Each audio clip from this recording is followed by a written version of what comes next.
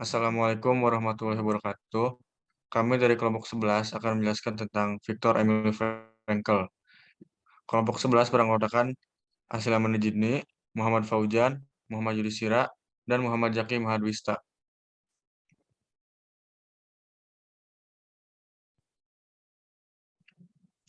Next. Kemudian yang akan dibahas adalah satu, biografi. Yang kedua, pemikiran Frankl dalam buku Man's Search for Meaning. Yang ketiga, yaitu kesimpulan pemikirannya. Next. Satu, biografi. Viktor Emil Frankl, MD, PhD, adalah seorang neurolog dan psikiater Austria serta korban Holocaust yang selamat. Frankl adalah pendiri logoterapi dan analisis eksistensial, aliran Wina ketiga, dalam psikoterapi. Kelahiran 26 Maret 1905 di Leopoldstadt, Wina, Austria. Setelah lulus dari SMA, pada 1923 ia belajar kedokteran di Universitas Wina dan kemudian mengambil spesialisasi dalam neurologi dan psikiatri. Penghargaannya yaitu Austrian Decoration for Science and Art. Ia meninggal pada 2 September tahun 1997 di Wina, Austria. Next. Selanjutnya akan dijelaskan oleh teman saya. Oke, terima kasih buat hasil. Oke, tes. Di sini langsung ke subbab kedua, yaitu pemikiran Frankl dalam Man's Search for Meaning. Kita beralih ke yang pertama, yaitu tentang logoterapi. Kata logos berasal dari bahasa Yunani yang berarti makna. Logoterapi, sebelum lebih lanjut, jadi logoterapi ini adalah salah satu teorinya si Frankl terkait psikoterapi yang ia miliki. Nah, itu adalah sedikit selaan sedikit lah. Jadi lanjut, kata logos berasal dari bahasa Yunani yang berarti makna. Logoterapi memusatkan perhatian pada makna hidup dan pada upaya manusia untuk mencari makna hidup tersebut. Logoterapi percaya bahwa perjuangan untuk menemukan makna dalam hidup manusia merupakan motivator utama manusia. Itulah sebabnya Frankl menyebutnya sebagai will to meaning atau keinginan untuk mencari makna, yang berbeda sama sekali dengan pleasure principle atau prinsip kesenangan, atau bahasa lainnya ya will to pleasure lah, keinginan untuk menikmati gitu, yang merupakan dasar dari aliran psikoanalisis Freud, dan juga berbeda dengan will to power, itu keinginan untuk berkuasa, yang merupakan dasar dari teori psikologi si Adler gitu, yang dimana itu memusatkan perhatiannya itu pada perjuangan untuk mencari keunggulan. Nah, dari sinilah sebetulnya kita bisa mengetahui ada bukan sedikit perbedaan sih, perbedaannya cukup mendasar lah terkait perbedaannya antara teori si Frankl dengan beberapa tokoh analisis lainnya. Nah, logoterapi menerapkan metode yang tidak terlalu retrospektif, tidak terlalu melihat ke masa lalu, dan tidak terlalu introspektif atau mawas diri. Logoterapi lebih memusatkan perhatian pada masa depan atau pada pencarian makna hidup yang harus dilakukan oleh si pasien di masa depannya. Jadi, logoterapi adalah psikoterapi yang memusatkan pada upaya untuk mencari makna hidup. Pada saat yang sama, logoterapi itu mengurai semua bentuk yang memengaruhi atau yang memainkan peran penting dalam kemunculan neurosis. Neurosis itu kayak semacam pikiran-pikiran negatif lah gitu. Dengan kata lain, perilaku mementingkan diri sendiri, contohnya, yang menjadi ciri khas penderita neurosis dihilangkan dan bukan terus dikembangkan atau diperkuat. Di saat yang sama, seorang pasien akan dihadapkan dan diorientasikan ke arah makna hidupnya. Dengan membuatnya menyadari makna hidup tersebut, si pasien perlu dibantu untuk meningkatkan kemampuannya untuk mengatasi neurosisnya. Next. Nah, ini adalah konsepnya si Frankfurt juga, yaitu keinginan untuk mencari makna. Makna merupakan sesuatu yang unik dan khusus, yaitu hanya bisa dipenuhi oleh orang yang bersangkutan atau diri kita secara individu masing-masing. Hanya dengan cara itulah makna tersebut bisa memiliki signifikansi yang bisa memuaskan keinginan orang tersebut untuk mencari makna hidup. Dalam proses pencarian makna hidup, manusia tidak hanya sekedar bertujuan untuk mekanisme pertahanan diri, atau pembentukan perilaku atau menuju ke tingkatan yang lebih tinggi, seperti yang yang diteorikan oleh Adler. melainkan manusia perlu hidup dan mati demi meraih makna, impian, hingga nilai-nilai hidupnya.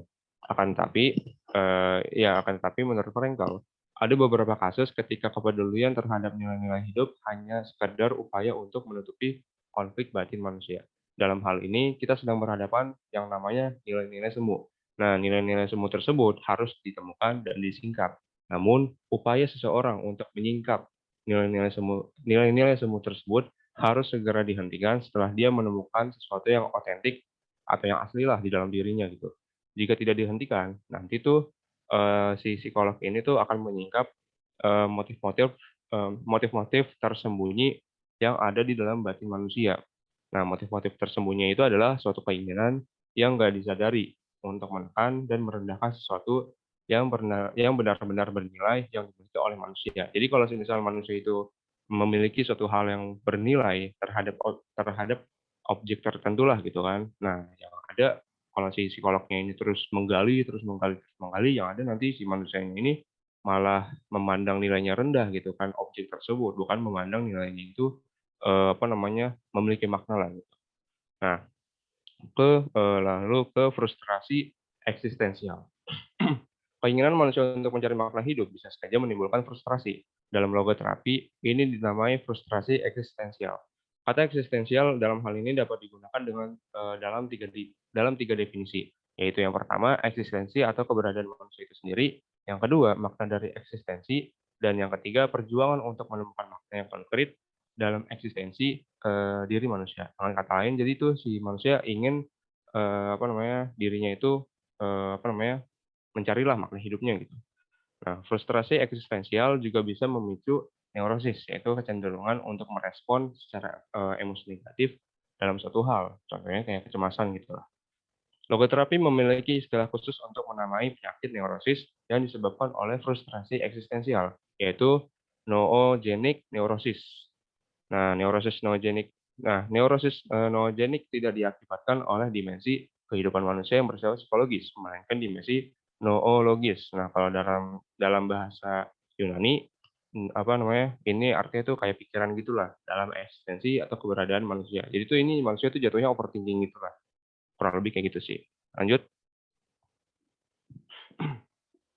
Nah, ini kita bahas neurosis noogenik. Neurosis noogenik tidak muncul akibat konflik antara dorongan dan naluri manusia, tetapi lebih karena masalah-masalah kehidupan.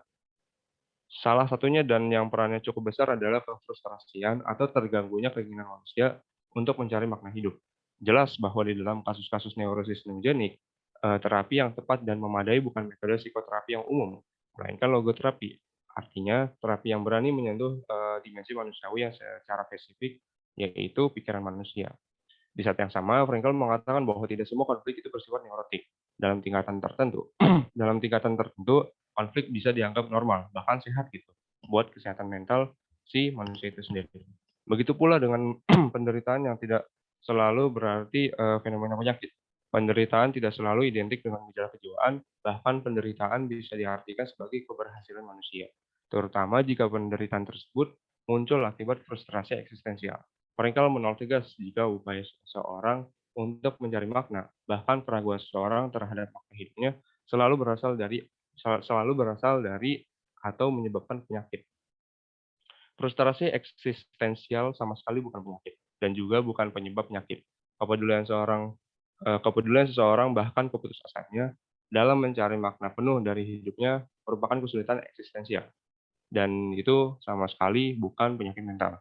Logoterapi bertugas membantu pasien menemukan makna hidup. Artinya, logoterapi membuat pasien sadar tentang adanya makna tersembunyi dalam hidupnya.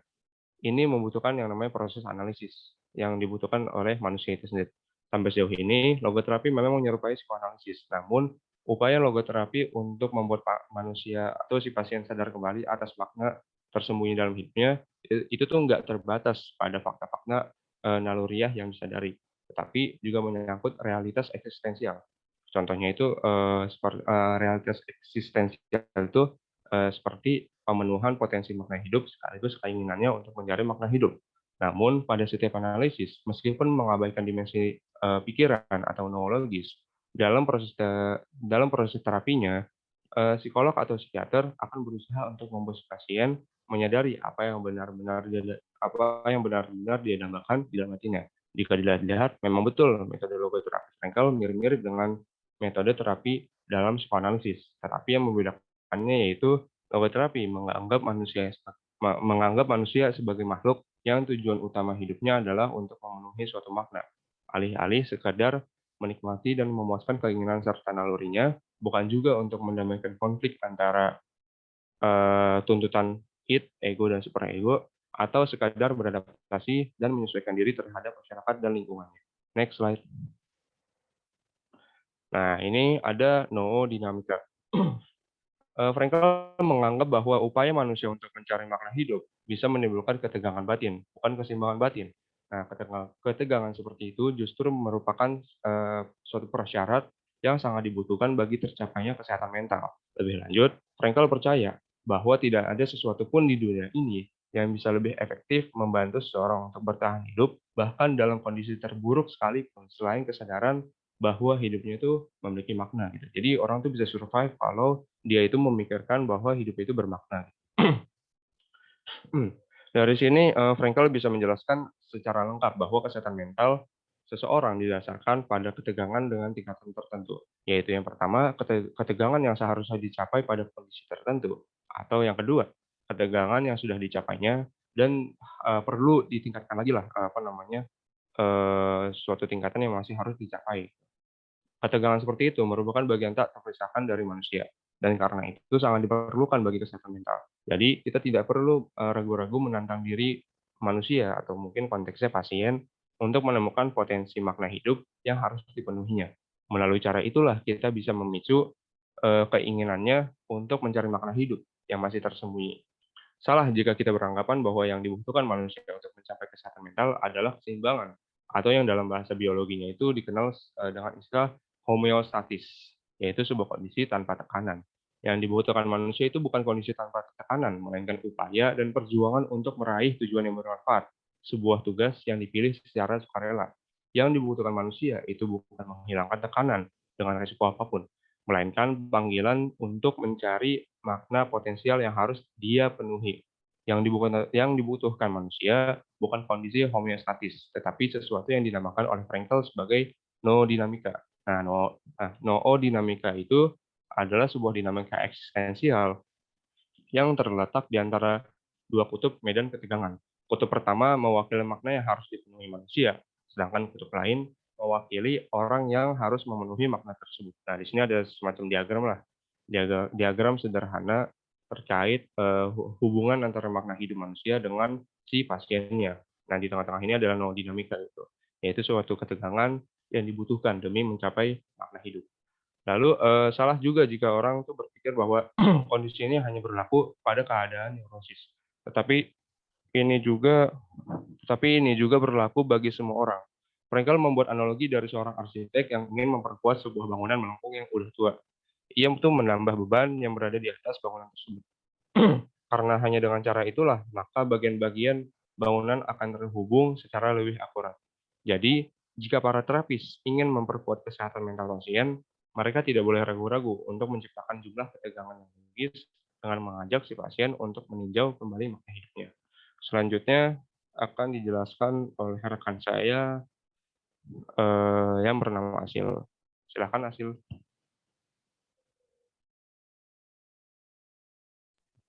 Terima kasih, Yudis. Jadi sini saya akan menjelaskan tentang kehampaan eksistensial. Kehampaan eksistensial merupakan fenomena yang mewabah di abad modern.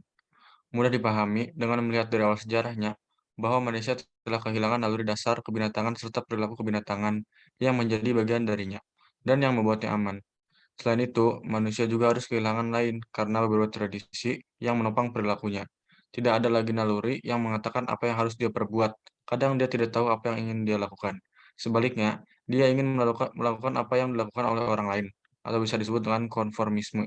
Atau dia melakukan apapun yang diinginkan orang lain dan dirinya, atau totalitarianisme. Kehampaan eksistensial tersebut tercermin dalam bentuk rasa bosan. Salah satu contoh kasus ini adalah neurosis hari Minggu, yakni sejenis depresi yang melanda orang-orang yang merasa tidak lagi memiliki kepuasan hidup setelah hari-hari sibuk dalam satu minggu berlalu. saat perasaan hampa mulai muncul dalam diri mereka. Tidak sedikit kasus bunuh diri yang terjadi akibat kehampaan hidup. Mau banyak fenomena berbentuk depresi dan hal lainnya akan sulit dipahami sebelum kita memahami kehampaan hidup yang mendasarinya. Krisis serupa banyak dirasakan oleh pensiunan dan para manula. Lebih jauh lagi, kehampaan eksistensial tersebut seringkali muncul dalam bentuk yang tidak terduga. Kadang, upaya manusia untuk mencari makan hidup berubah menjadi keinginan besar untuk berkuasa, dan dibarengi dengan salah satu bentuk keinginan yang paling primitif, yaitu kekayaan.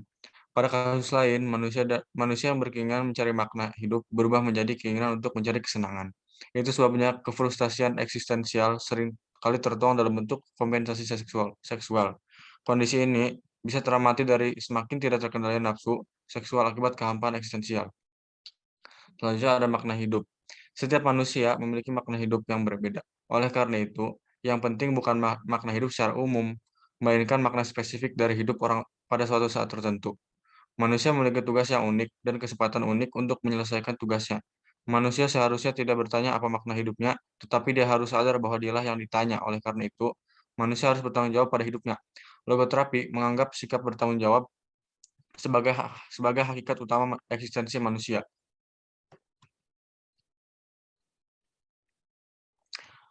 Hakikat eksistensi. Penekanan pada sikap bertanggung jawab yang dimiliki oleh manusia tercermin dalam imperatif kategoris atau kategorikal imperatif dari logoterapi, yaitu hiduplah seakan-akan Anda sedang menjalani hidup untuk kedua kalinya, dan hiduplah seakan-akan Anda sedang bersiap-siap untuk melakukan tindakan yang salah untuk pertama kalinya. Kata-kata tersebut mengajak manusia untuk membayangkan bahwa masa sekarang adalah masa lalu, dan masa lalu masih bisa diubah dan diperbaiki. Ajaran seperti ini menghadapkan manusia pada keterbatasan hidup, sekaligus memaksanya untuk memutuskan tindakan yang diambil untuk hidup dan dirinya. Logoterapi berusaha membuat pasien menyadari secara penuh tanggung jawab dirinya. Hakikat eksistensi. Penekanan pada sikap bertanggung jawab yang dimiliki oleh manusia tercermin dalam imperatif kategoris atau kategorikal imperatif dari logoterapi, yaitu hiduplah seakan-akan Anda sedang menjalani hidup untuk kedua kalinya, dan hiduplah seakan-akan Anda sedang bersiap-siap untuk melakukan tindakan yang salah untuk pertama kalinya. Kata-kata tersebut mengajak manusia untuk membayangkan bahwa masa sekarang adalah masa lalu, dan masa lalu masih bisa diubah dan diperbaiki. Ajaran seperti ini menghadapkan manusia pada keterbatasan hidup, sekaligus memaksanya untuk memutuskan tindakan yang diambil untuk hidup dan dirinya. Logoterapi berusaha membuat pasien menyadari secara penuh tanggung jawab dirinya dan memberinya kesempatan untuk memilih untuk apa, kepada apa, atau kepada siapa dia merasa bertanggung jawab. Itu sebabnya logoterapis tidak tergoda untuk menghakimi pasien-pasiennya, karena dia tidak pernah membiarkan seorang pasien melemparkan tanggung jawab pada dokter untuk menghakiminya. Seorang logoterapis tidak menggurui maupun berkhutbah, tidak menawarkan pemikiran yang logis atau nasihat moral, lebih tepatnya seperti dokter mata yang berusaha membuat kita melihat dunia seperti apa adanya, serta membantu memperluas dan memperlebar bidang pandangan pasien sehingga makna hidup bisa disadari dan terlihat olehnya. Menurut logoterapi ada 3 cara yang bisa ditempuh manusia untuk menemukan makna. Yang pertama, melalui pekerjaan atau perbuatan. Yang kedua, dengan mengalami sesuatu atau melalui seorang. Dan tiga, melalui cara kita menyikapi penderitaan yang tidak bisa dihindari. Makna cinta. Cinta merupakan satu-satunya cara untuk manusia memahami manusia lain, sampai pada pribadinya yang dalam. Melalui cinta, manusia bisa melihat karakter, kelebihan, dan kekurangan dan orang yang dia cintai. Dan bahkan dia bisa melihat potensi makna hidup orang tersebut. Dengan cinta, orang yang mencintai bisa membantu orang yang dia cintai untuk mewujudkan semua potensi tersebut. Di dalam logoterapi, cinta tidak hanya ditafsirkan sebagai sekadar efek fenomena primal atau epifenomenon akibat dorongan seksual dan naluri dalam kaitannya dengan sesuatu yang lazim dikenal sebagai sublimasi. Namun, segala hal apapun itu yang berarti tentang kebersamaan adalah cinta. Makna penderitaan. Makna hidup bahkan bisa ditemukan saat kita dihadapkan pada situasi yang tidak membawa harapan. Saat kita dihadapkan pada nasib yang tidak dapat diubah. Pada saat seperti itu, terdapat potensi diri yang unik untuk memaknai keadaan tersebut. Seperti contohnya bisa mengubah tragedi pribadi menjadi kemenangan, mengubah kemalangan menjadi keberhasilan. Salah satu prinsip dasar logoterapi yaitu perhatian utama manusia bukan untuk mencari kesenangan atau menghindari kesedihan, tetapi menemukan makna dalam hidup. Meskipun memiliki penderitaan, manusia bisa hidup karena memiliki saat bahwa setiap penderitaan makna. Selanjutnya, akan dibacakan oleh teman saya, Muhammad Fauzan.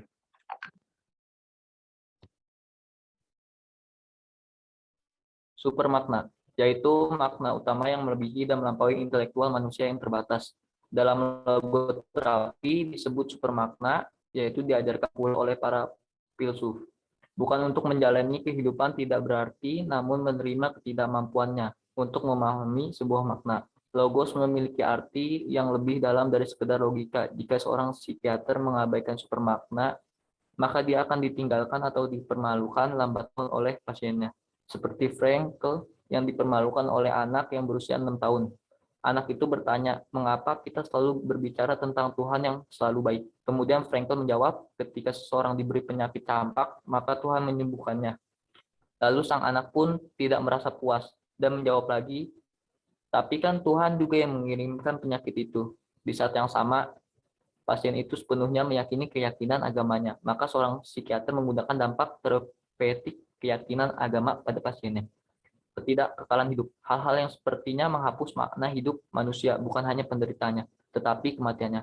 Frankl berkeyakinan terus-menerus bahwa aspek kehidupan yang kekal adalah potensi-potensi kehidupan. Jika potensi kehidupan itu berubah menjadi terwujud, maka akan menjadi kenyataan. Jadi ketidakkekalan hidup kita tidak membuat hidup ini tidak bermakna. Ketidakkekalan ini terkait dengan rasa tanggung jawab karena segala sesuatunya tergantung kemampuan kita. Logoterapi yang memahami tentang ketidakkekalan tidak menyikapinya secara pesimis. Contohnya, ketika seseorang melihat kalender, orang itu selalu pesimis, maka dia merasa selalu takut dan sedih. Sebaliknya, logoterapi yang menggunakan optimisme menganggap bahwa ketika melihat kalender, dia selalu bersikap optimisme. Next.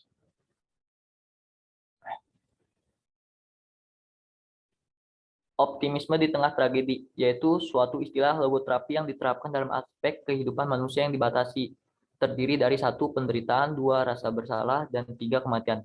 Menurut Frankl bahwa buku ini ditulis berdasarkan hidup memiliki potensi untuk memiliki makna apapun kondisinya, sekalipun dalam kondisi yang menyedihkan.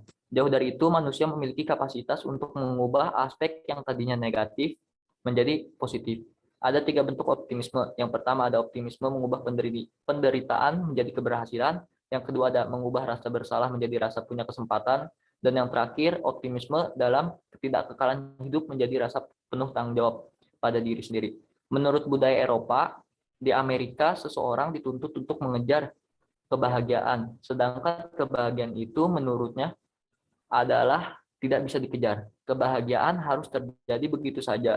Setelah salah seorang berupaya untuk mencari makna hidup dan berhasil, ia akan merasa puas karena mampu mengatasi penderitaannya. Sesuai dengan kata-kata motivasi Frankl, yaitu Frankl memandang hidup ini dengan penuh makna dan tujuan.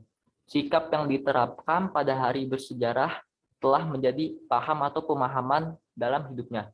Jika leher Frankl patah, tetapi itu tidak mematahkan hidupnya.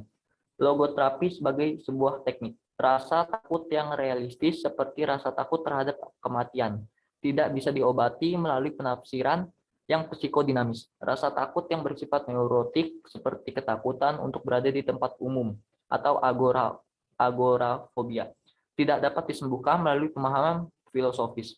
Untuk memahaminya, apa yang terjadi setiap kali teknik itu diterapkan. Logoterapi mengambil sebagai titik awal sebuah kondisi yang teramati pada penderita neurosis.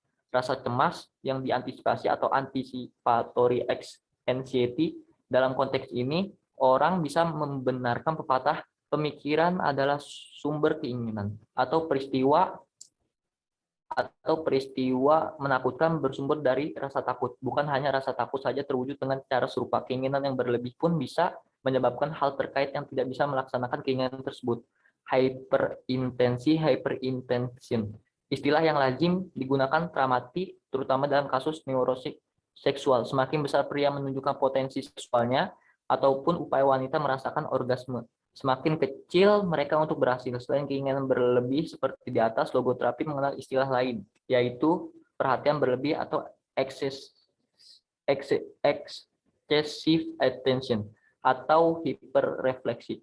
yang bersifat patogenik. Rasa takut yang antisipasi ini memicu tumbuhnya keinginan berlebih untuk menonjolkan kewanitaannya dan perhatian terhadap dirinya. Setelah menjalani terapi jangka pendek, perhatian dan keinginan si pasien yang terkait dengan kemampuannya untuk merasakan orgasme berhasil dihilangkan atau direfleksikan. Teknik logoterapi lazim disebut paradoxical intention, niat paradok, yang didasarkan pada dua fakta, yaitu rasa takut bisa menyebabkan terjadinya hal yang ditakutkan. Keinginan berlebih dapat menyebabkan keinginan tersebut tidak terlaksana. Frankel memberikan contoh, dokter muda suatu hari datang ke tempat Frankel dengan keluhan takut berkeringat. Setiap kali dia takut, tubuhnya berkeringat. Ketakutan ini memicu keluarnya keringat secara berlebihan. Frankel menyarankan saat tubuhnya berkeringat secara berlebihan, dia menunjukkan dengan sengaja kepada orang betapa banyak keringat yang bisa dia keluarkan. Next-nya akan dijelaskan oleh rekan saya.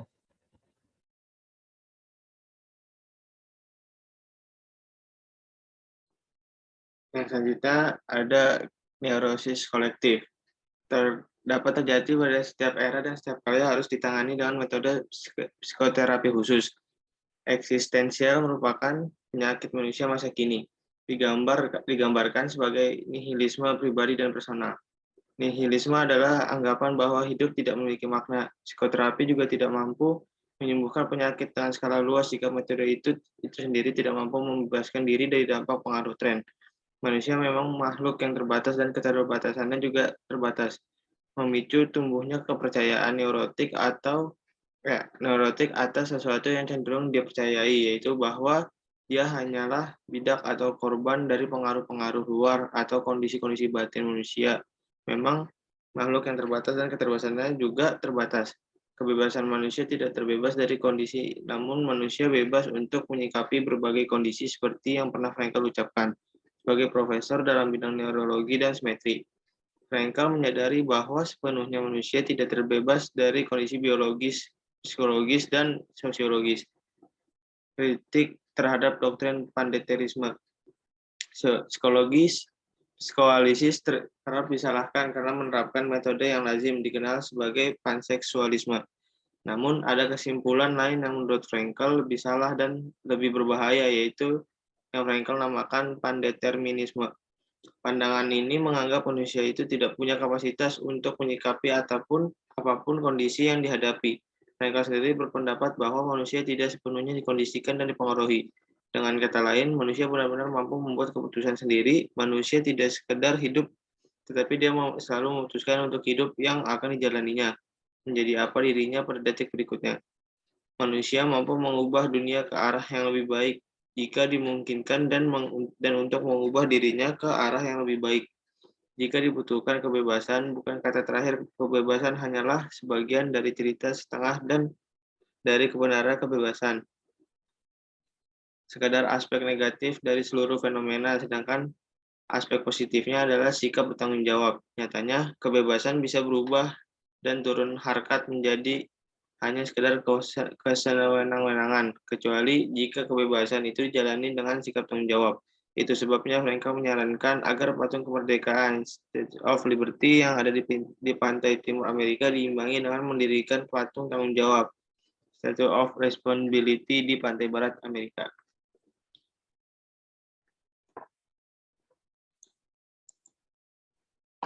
Credo psikiatri. Tidak ada satupun yang bisa membatasi manusia kecuali merampas seluruh kebebasannya.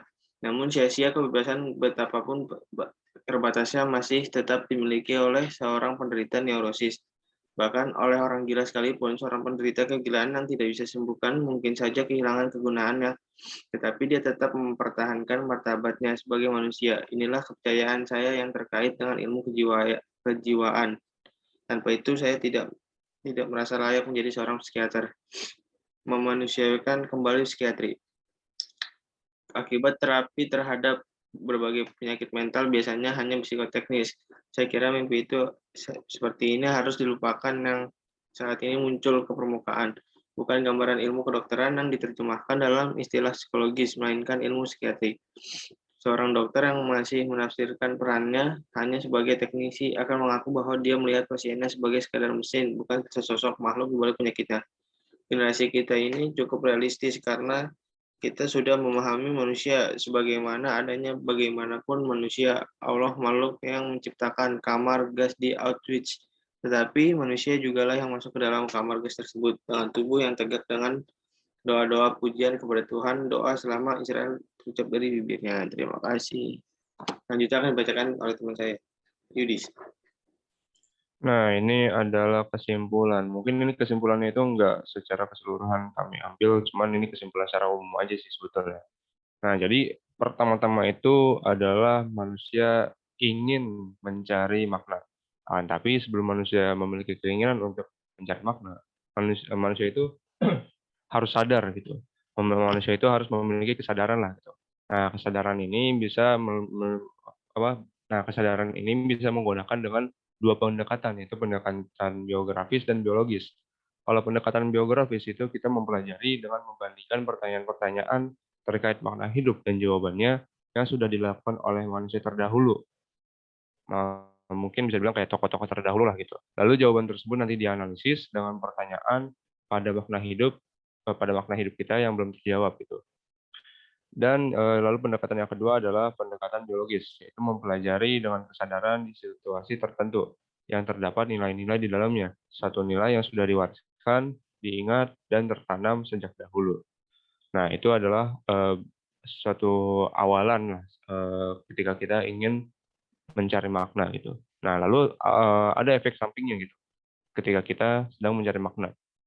Efek sampingnya itu ada dua, yaitu menimbulkan frustrasi eksistensial seperti yang sudah dijelaskan oleh teman-teman saya, yaitu kesulitan dalam mencari makna, atau ini kalau dalam istilahnya logoterapi disebut sebagai noogenic neurosis.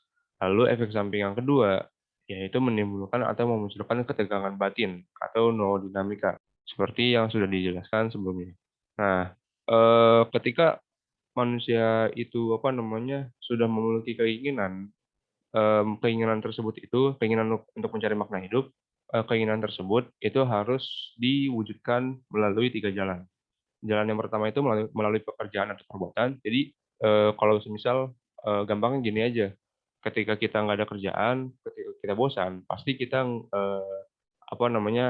tidak memiliki apa-apa untuk yang bisa kita lakuin kan. Jadi jatuhnya itu ketika kita bosan, kita tuh nggak ada makna aja gitu untuk melakukan ini tuh. Kita hanya makan, minum, hanya tidur, hanya main game gitu kan. Hingga seterusnya kita merasa kayak kok hidup saya gini-gini aja gitu kan. Nah, maka dari itu si Frankel bilang, carilah pekerjaan gitu. Berbuatlah perbuatan yang memunculkan suatu aktivitas yang khusus gitu lah. Aktivitas yang memang itu bermakna bagi diri kita. Nah, itu adalah jalan yang pertama. Jalan yang kedua itu adalah mengalami sesuatu bersama dengan seseorang. Baik itu dengan teman-teman, baik itu dengan pasangan, baik itu dengan kedua orang tua, baik itu dengan keluarga, baik itu dengan saudara-saudara, dan seterusnya. Yang dimana hubungan tersebut itu haruslah, kalau kata Frankel, itu penekanannya itu lebih ke arah cinta gitu. Ketika udah saling mencintai, maka nanti si pasangan tersebut tuh akan akan memberikan pandangan dia terhadap kita gitu. Apa sih yang lebih dari kita gitu? Apa sih yang kurang dari kita dan seterusnya gitu. Lalu jalan yang ketiga itu adalah sikap kita pada penderitaan yang tidak bisa dihindari atau diubah. Nah, ini tuh konteksnya itu kalau Frankel tuh penekanannya adalah kematian. Jadi ketika ada suatu penderitaan, ini saya akan menjelaskannya secara umum aja. Ya, ketika ada penderitaan yang datang kepada kita dan kita nggak bisa mengubahnya, ya udah kita membiarkan aja penderitaan tersebut itu bisa merasuki kehidupan kita gitu kan. Tapi kalau misal penderitaan tersebut bisa kita ubah, maka asal dari penderitaan tersebut tuh penyebab dari penderitaan tersebut tuh harus kita ubah gitu loh. Jangan sampai itu merugikan diri kita sendiri. Dan ingat juga setiap penderitaan pasti ada maknanya. Makna di mana kita akan terus berkembang, makna di mana kita akan terus memilih, dan makna di mana kita harus menyikapi. Ini penderitaannya ini bahagia nggak sih buat saya, atau enggak sedih nggak sih buat saya. Nah, ketiga jalan ini itu tuh ternyata kata Frankel itu tuh perlu yang namanya diikuti oleh unsur-unsur yang lain juga nih. Nah, unsur-unsur yang lain juga itu yang saya tulis di paling bawah ini. Itu ada banyak juga sih. Ada neurosis. Jadi neurosis seseorang tuh harus dihilangkan gitu kan supaya makna itu supaya pencarian makna itu nggak terganggu gitu kan. Habis itu sikap dia terhadap segala hal itu bebas gitu, tapi harus bertanggung jawab gitu kan. Dan manusia itu memiliki pilihan dalam hidup dari potensi-potensi yang ada gitu kan. Terus itu yang perlu yang namanya suatu wawasan yang luas supaya si manusia itu sendiri ketika yang ingin mencari makna hidup, dia itu bisa memilih gitu loh. Oh ini makna hidup yang baik, oh ini makna hidup yang buruk nih gitu kan, dan seterusnya gitu kan. Dan makna hidup itu harus spesifik gitu. Jadi nggak perlu mencari makna hidup dalam jangka panjang gitu. Kita nggak perlu memikirkan sekitar 20 tahun, 50 tahun ke depan, tapi pikirkanlah yang saat-saat ini aja gitu. Contohnya adalah saya sebagai seorang mahasiswa, makna saya sebagai seorang mahasiswa itu apa gitu kan, dan seterusnya gitu. Lalu, oh iya, perwujudan dari makna hidup merupakan efek samping dari upaya kita untuk memahami makna hidup. Itu artinya ketika makna hidup kita terwujud, itu adalah efek samping gitu. Yang intinya itu adalah, yang ingin ditekan oleh si Frankl itu adalah, ya udah yang penting kita punya makna hidup aja gitu. Kalau masalah terwujud atau enggak, itu ya urusan belakang gitu. Yang penting kita punya makna hidup aja gitu. Nah, kematian dan penderitaan dapat menghapuskan makna hidup manusia.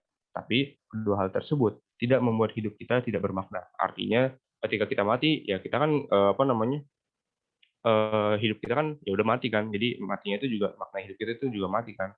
Tetapi dengan kematian itu sendiri, ketika kita melihat kematian orang, itu tuh sebenarnya kematian orang itu juga bermakna. Kalau dalam agama Islam kan itu mengingatkan kepada akhirat gitu kan. Nah, kurang lebih kayak gitu tuh. Jika bersifat supermakna, maka boleh kita menggunakan keyakinan yang dimiliki oleh diri kita sendiri. Supermakna ini sebetulnya kalau dalam pemahaman saya itu adalah pemahaman pribadi saya itu adalah, suatu makna yang emang itu nggak bisa dijelaskan secara logika. Yang di mana, itu jatuhnya itu kalau kata Frankl lebih ke arah spiritualisme atau keyakinan atau agama yang kita, pegang gitu. Menyikapi dengan tegas neurosis kolektif yang berakar pada masyarakat. Jadi neurosis kolektif itu, adalah nihilisme atau kayak masyarakat tuh berpikir kayak, "Ah, kayaknya hidup kita udah nggak ada makna." Nah, kita sebagai seorang, kalau kata Frankl, itu kita tuh harus bersikap tegas gitu dengan, pemikiran-pemikiran neurosis yang kolektif. Nah, habis itu ada inti terdalam dari manusia, yaitu kebebasan tetap saja tak dapat dihilangkan dari dalam diri manusia, meskipun ia seorang penderita neurosis atau bahkan dirampas oleh orang lain. Jadi, bahkan kalau kata Frankl, orang gila pun sebenarnya memiliki makna hidup gitu. Orang gila itu memiliki makna hidup, contohnya itu adalah dia itu bebas kan melakukan apa aja gitu kan, dan, seterusnya sih sebetulnya sih. Lebih baik pernah mengalami daripada tidak sama sekali.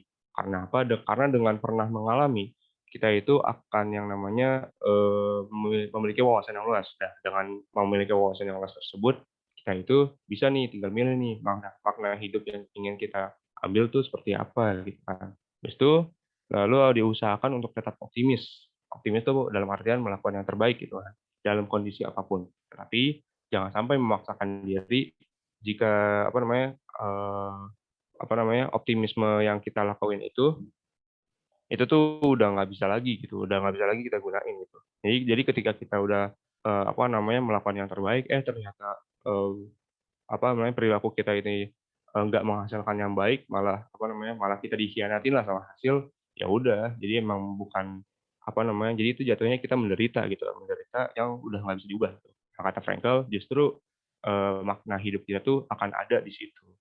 Dan lainnya. Sebenarnya itu banyak banget, unsur-unsur yang perlu dimiliki oleh manusia dalam mewujudkan makna hidupnya gitu. Itu banyak banget dan itu ada di buku Man's Search for Meaning. Kurang lebih kayak gitu. Next slide, Jack. Nah, terima kasih buat teman-teman sekalian yang sudah mendengarkan. Kami harap bahwa presentasi kami ini bisa bermanfaat bagi teman-teman sekalian. Jika ada pertanyaan, boleh disimpan dulu dan bisa diberikan dan bisa ditanyakan ketika pertemuan tentang humanisme itu sudah diadakan lagi oleh pasukan. Terima kasih. Assalamualaikum warahmatullahi wabarakatuh. Yeay.